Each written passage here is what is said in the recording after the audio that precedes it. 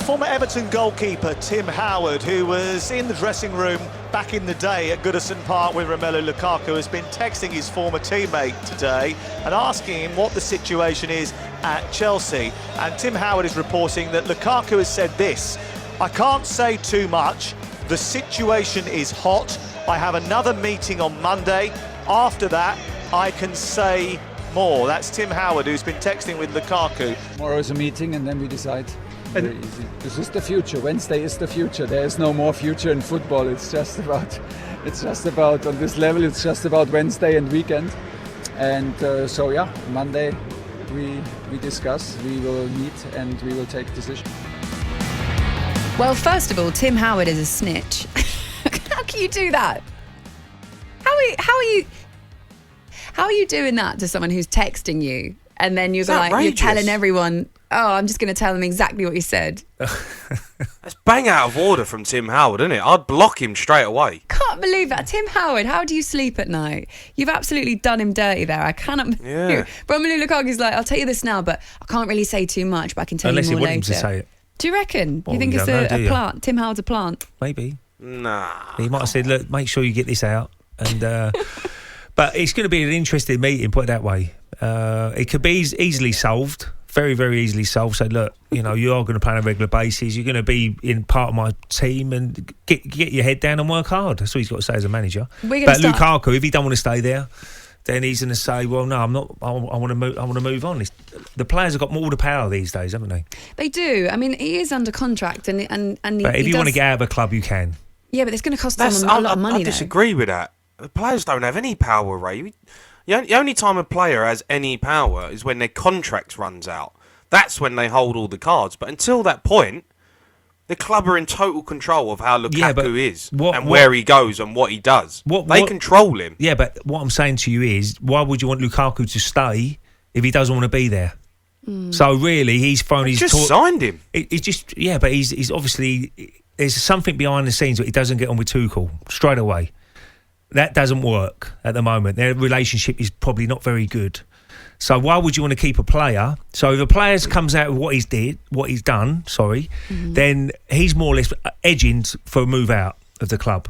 So they have got the power because he didn't have to say what he did, and the agents probably, it's not rocket science to say, well, it's come out now before a big game against Liverpool, and suddenly there's he's not in the squad. What happens now? What's the point of keeping him? Let me give you some background if you're not sure what he said. He said, this is Lukaku speaking to Sky Italia at the beginning of December. So this was about 3 weeks ago now. He said this, and they've waited to release it at a certain time.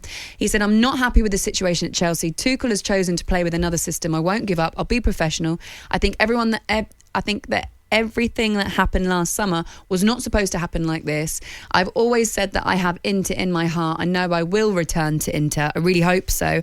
I'm in love with Italy. This is the right moment to talk and let people know what really happened." And also to give you a bit more background about the decision that Tuchel came to, so deciding to leave him out of the fixture this weekend against Liverpool. Tuchel appears to have the backing of the squad for how he dealt with Lukaku. He decided to confer with 5 or 6 senior players before making a final decision to omit Lukaku from the Liverpool game. It's believed that Jorginho, Azpilicueta, Kante and Rudiger were among those that were consulted. Tuchel also admitted he didn't know where Lukaku was during that fixture, whether he was at the ground or not, but he was not sat behind the dugout, which is where the normal players sit when they're not involved, but are still encouraged to come and watch the game and give their team support when it's a home game. He's obviously going to be expected to be at the club's training ground today, whatever is said between them, because apparently there's going to be a showdown between Tuchel and Lukaku today to decide what happens going forward. What do you think should happen going forward, Jay? I think he needs to get them experienced players, the manager and Lukaku, into a room and figure out why this has happened and why he said that. Because he's a massive player for Chelsea. In the past, like when you have them situations happen, I'm sure Ray would have had the same things. You normally have like a 4 or 5 sort of elected group of players that the manager will go to speak to and say, what do you think? And they'll kind of vote on things. Yeah, like a leadership team. So he's probably gone to them and they probably aren't happy, which isn't good for Lukaku, by the way, because if the players are saying, leave him out, Gaffer, That's not good for the dressing room. That's absolutely not good. So they've got to resolve that situation in the dressing room with the manager. So I think he'll get them all in. They'll have a chat, figure out what the way forward is. Look, the last thing they want is an unhappy world-class player, because Lukaku is a world-class player. They've just signed him, and he's coming back into form. He done an unsanctioned interview, which never bodes well with your club when you're talking about a former club. It just doesn't sit right. I understand what he's trying to say, where he loved Inter Milan and, you know, he enjoyed Italy and he wants to be loved by them fans. But you're not at Inter Milan anymore. You're at Chelsea, who have invested an incredible amount of money, and you're the guy that's meant to take them to the level of winning the Premier League. The fans and the players and the manager don't want to be hearing that nonsense coming out your mouth. It's not good enough. And he should know as a professional that you can't do them things. You can't say them things. So they just need to hash it out like grown men, go in there, sort it out. I think Abramovich will probably fine him as well, a couple of weeks' wages, and he's just got to take it on the chin, put it to bed and move on. Okay, Jose Mourinho was part of talkSPORT's coverage for the Euros last summer. He revealed to Big Al and Ray what it's like to manage Romelu Lukaku. He needs to feel he's the man. He needs to feel that he is important, that he's the number one, that he's loved. He was loved by the coach, he was loved by the supporters, made a big impact. The press also supporting him, the club developing in the direction of the title, and he got that love. Romelu is the kind of guy that even scoring goals in England is not the right profile of Manchester United. That hurts. If he doesn't score goals, he didn't get the love. If he doesn't score goals, what he does for the team is not enough. It hurts him. In Italy, they are very, very passionate. Much more than here. When they create an idol, an icon, is much more than in here. In Italy, you feel that they hate you every minute. You feel that they love you every minute. So he felt that the Inter fans, they loved him every minute. You go out for a coffee and you feel that. You go to put gasoline on your car and you feel that. So I think this brought the best out of Romelu. Okay, that's what he had to say. I also love that we play that out of context and the lift music makes no sense. It's just like it sounds like a serious clip and it's just like behind him. Okay, that's what he had to say about it. What are we thinking, Ray? When you hear that? I can see what he's trying to say, Jose, is that he wants to, and he did. He was the main man at Inter. There's no doubt. He's scoring goals for fun. He looked like he got a lot leaner. Looked like he was fit. You know, he was brilliant for Inter Milan. But I can argue that Chelsea fans love him as well. Every time I've heard him come on or score a goal, they're singing his name, and so they adore him as much as the Inter Milan. It's maybe the managers don't.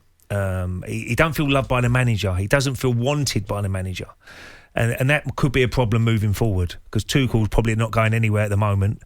So one's got to give. You know, either he leaves or I leave, and it might be that situation. I can't see the Chelsea fans turning against him.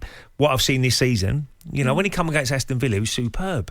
And he done the interview before that game, and he come out and ripped him apart. You know, great headed goal, and then the penalty decision, how strong he was, and the pace he had as well. So he's putting a great performance there. But he's probably thinking, why am I not starting games? Why?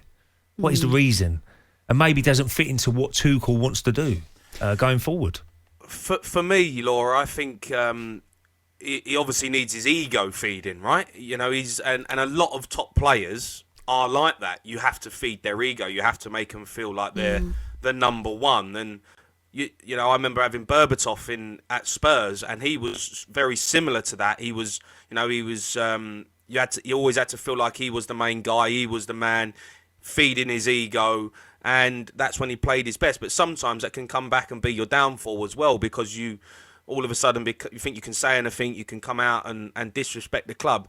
I think what you find in Italy, what I see is the fans are like, they live and breathe sort of Milan. And if he's in and around that city, he's going to be, you know, constantly around fans, constantly waiting outside training grounds, constantly pulling them in the streets. I think in London, I think you get left alone a little bit more, you know, and players maybe don't see fans as much, and they get overprotected in England, where, you know, straight after games they're on a coach. You hardly ever really speak to fans. You hardly ever really see them.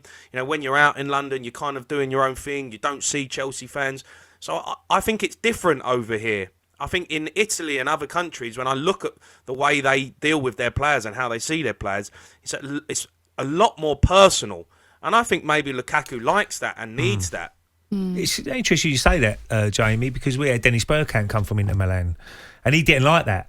He didn't want 100 people standing outside a restaurant waiting for him to come out of his wife. He wanted that quiet life off the field, sort of thing. He wants to be adored by the fans, but he don't want to be, you know, he wants a normal life as much as he can. talkSPORT Breakfast with Laura Woods, Monday to Wednesday mornings 6 till 10.